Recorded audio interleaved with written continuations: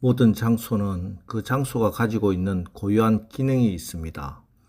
가정은 가족 식구들이 서로 사랑하면서 평안을 누리고 새 힘을 얻어야 합니다.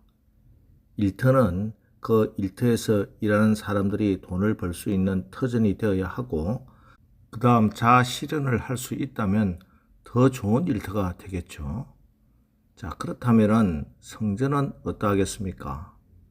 성전이 그냥 건물만 덩그러니 있다고 해서 그것을 성전이라고 할 수 없습니다. 하나님께서 무엇 때문에 성전을 세우셨는가? 성전의 고유한 기능이란 과연 무엇인가? 오늘 우리가 읽은 말씀을 보면 하나님께서 에레미야 시대에 그 기능을 상실한 성전을 책망하십니다. 4절, 너희는 이것이 여호와의 성전이라 여호와의 성전이라 여호와의 성전이라 하는 거짓말을 믿지 말라. 성경학자들에 의하면 이때가 이스라엘의 큰 절기였다고 합니다.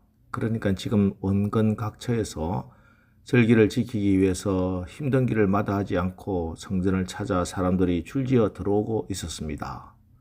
그런데 그들 앞에 서서 선지자 에레미야가 이것이 여호와의 성전이라 하는 거짓말을 믿지 말라, 이런 말을 외치고 있는 겁니다. 이걸 3번이나 반복합니다.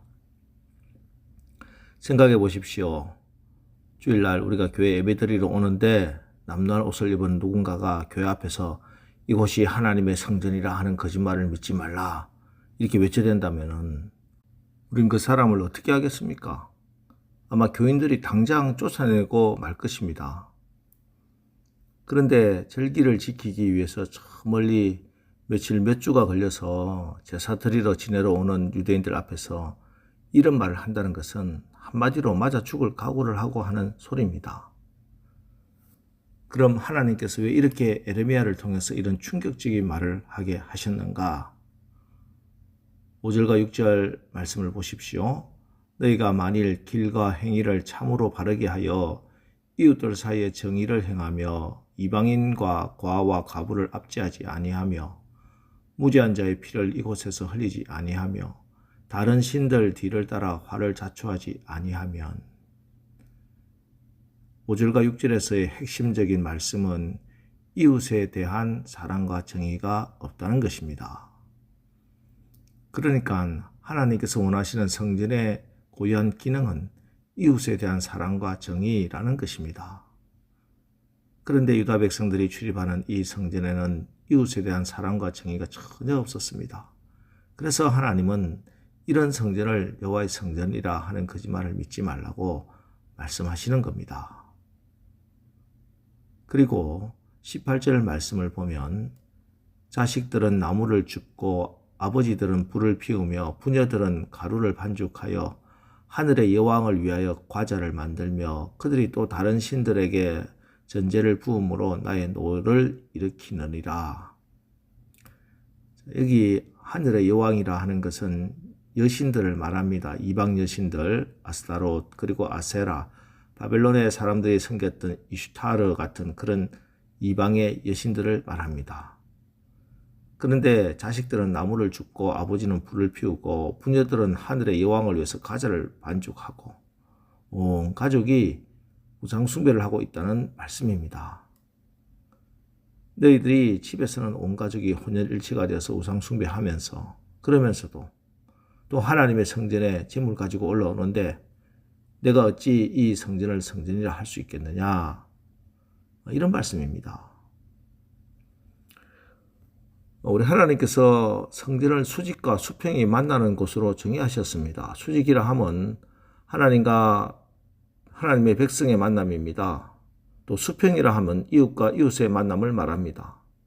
그런데 하나님에 대해서는 우상 숭배요, 이웃에 대해서는 전혀 사랑과 공의가 없는 예배, 그런 예배를 드리러 나오는 이곳을 내가 어떻게 내 이름을 두고자 약속한 그 성전이라고 하겠느냐? 나는 그 성전을 성전이라고 부르지 않겠다 하는 말씀입니다. 그러면서 하나님이 인정하시지 않는 성전이 어떻게 되는지 약 500여 년 전 역사를 통해서 말씀합니다. 12절, 너희는 내가 처음으로 내 이름을 둔 처소 실로에 가서 내 백성 이스라엘의 악에 대하여 내가 어떻게 행하였는지를 보라. 여호수아와 함께 이스라엘 백성들이 가나안 땅을 정복하고 하나님은 실로라는 곳에 회막을 짓게 하시고 하나님의 언약궤를 두셨습니다. 자, 그런데 그 실로의 언약궤에 어떤 일이 일어나는가? 실로의 언약궤를 블레셋 군대에게 뺏기게 됩니다. 그리고 실로를 완전히 파괴해 버렸습니다. 왜 그러하셨습니까? 이유는 엘리와 엘리의 두 아들 홈리와 비느하스 때문이었습니다.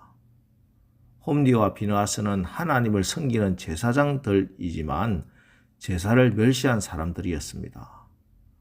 그리고 백성들을 압제하는 악한 불량배들이었습니다. 그런데 블레셋과 전쟁에서 언약궤 가지고 나가면서 이 언약궤만 있으면 전쟁에서 승리할 것이라고. 하지만 하나님은 전쟁에 패하게 하셨고 언약궤는 블레셋에 빼앗기게 하셨고 홈리와 비느하스는 그 전쟁에서 생명을 빼앗아 버렸습니다. 자, 이 교훈을 깨달으라 하는 것입니다.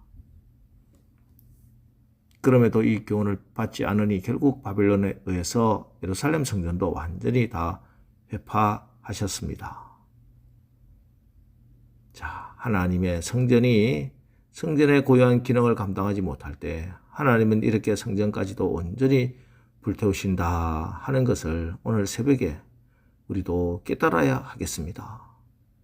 무엇보다 여러분, 신약의 성령이 임하심으로 우리의 몸이 성전이 된 것 다 아실 겁니다. 우리 각자가 다 하나님의 성전입니다. 그러므로 오늘 말씀을 통해서 성전으로서 나는 하나님이 기뻐하시는 성전인가? 우리 스스로를 돌이켜 보시기를 바랍니다. 오늘 성전된 우리에게 하나님께서 진심으로 말씀하고 계십니다.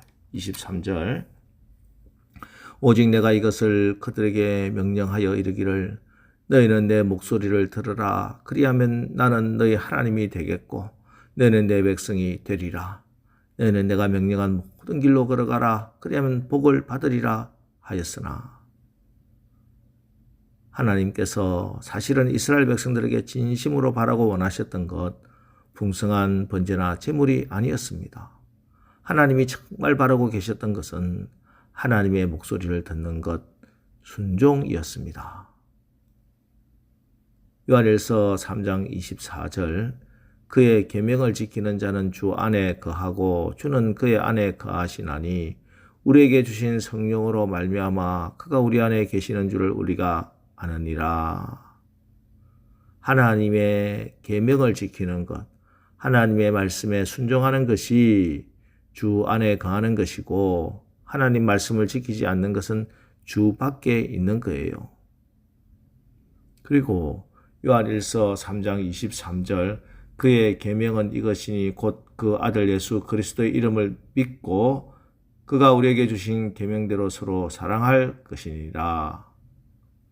또 요한복음 15장 12절에 내 계명은 곧 내가 너희를 사랑한 것 같이 너희도 서로 사랑하라 하는 이것이니라.